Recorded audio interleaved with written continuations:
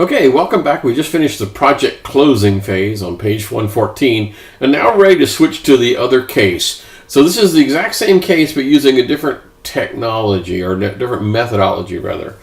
So on page 117, this is case study number 2, using Agile with Scrum. Okay, now one more time, actually not one more time, like 5 or 6 more times. Works really well when you don't know what the requirements are up front, or perhaps you think the requirements are going to change, perhaps even more than once.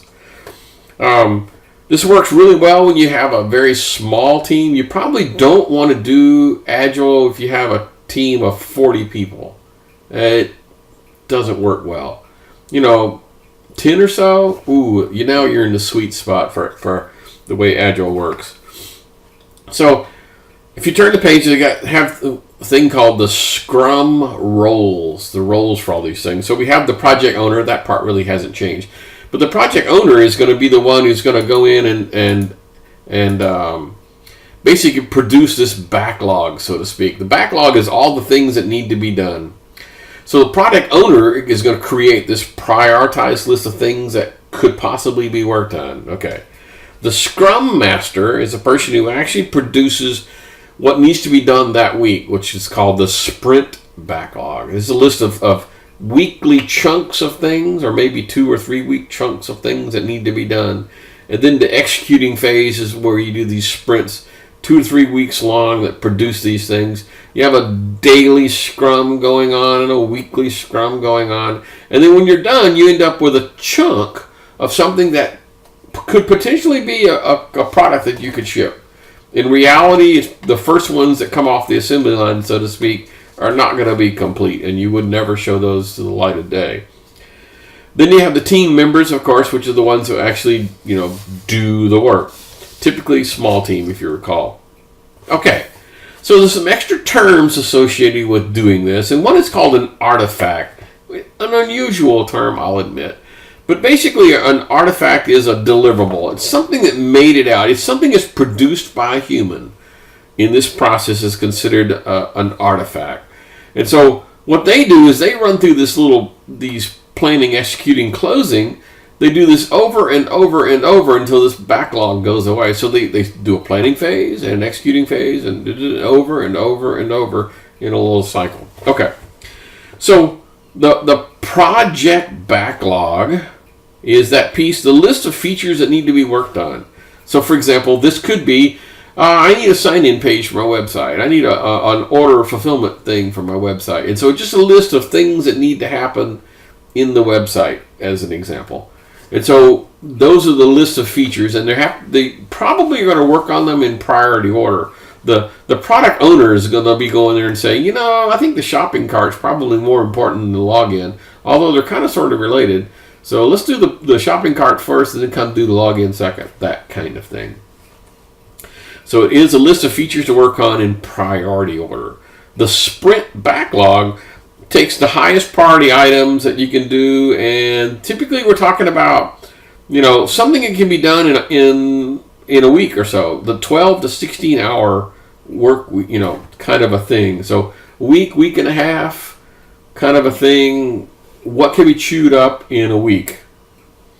Then you have this burn down chart. Typically, when you're doing Scrum, you need to be making sure that you're not, because it's kind of by its very nature, it's kind of unwieldy, and so you need some controls to make sure, like, here's how fast I think we were supposed to go through.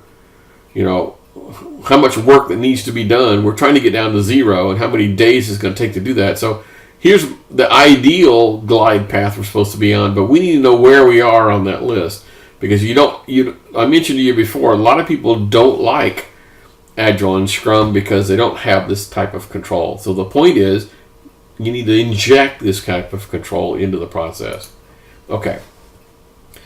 So this is all about, the actual versus projected, right? No big deal. Then they have these things called ceremonies. And ceremony, again, the Agile people have a different language. That's okay.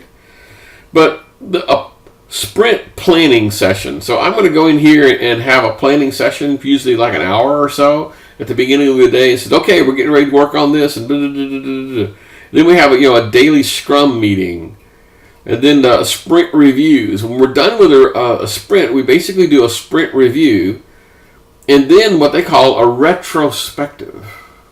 But basically, a sprint review is what went well, and a retrospective basically says are we on the right track? Oh, this is how well did we do what it says we're going to do. The retrospective says, okay, now that we've accomplished that, was that worthwhile? So this is where you get the wild card feature, is in this retrospective. So you go back and do it over again and over again and over again. So looking at this, they still do planning, execution, closing. They still have all these monitoring and controlling kind of things. It's just done in a different way. The methodology is just slightly different. If you look at their Gantt chart on page 120, you get to see, here we go. I missed this page. So yes, here's what, the initiating part, basically how many we're going to accomplish these things, producing the backlog, releasing the backlog, execute, monitoring, blah, blah, blah, blah, blah. Okay, cool. What I was trying to get to was this Gantt chart. So this is a slightly different Gantt chart than we had before, because the execution phase got rolled up into these little sprints. So we have sprint 1, and we have sprint 2, and we have sprint 3. Now what that really, really means is, at the end of sprint 1, you actually have a product. At the end of sprint 2, you have another viable product. And at the end of sprint 3, you have a third viable product. The idea behind this is it's just incremental. And so unlike the other, where you had to wait a really long period of time to get what you wanted, using this technique, you get something, and then you get something, and then you get something. So the hallmark of using Agile is you end up with multiple versions of the same thing. Now this is good, okay, but it also can be very confusing. Let's say, for example, I don't know, you had a menu up at the top that said, like here, where we have a menu for print. Okay, great. And so you've used this thing on iteration 1. You've done the first sprint, and you're kind of sort of ready to rock and roll. And so this is where the print menu is. But then when you got to sprint 2, the print menu is someplace else, and you're going, wait, where the hell did that thing go? So it is somewhat jarring to people who are participating in this thing, because things can happen a lot while you're going on. You're getting an incomplete version of the product to play with, and then later on it changes, and you go, wow. Okay. So some things that are unique to Scrum. All right. So here's basically what's happening. This is page 121. Things that are different. So the product backlog. Remember, the product backlog is the feature thing. So user stories, templates, and samples, and point persons using WMS templates and project schedules and all this kinds of things.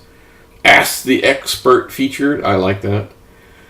These are the things that are kind of sort of unique. And then the sprint backlog is basically, okay, I need to find out what the suggestions are to go forward and move it again. The planning part of this is kind of sort of the same. I need to have all these parts, the templates, the samples, all this part has to be part of the planning process.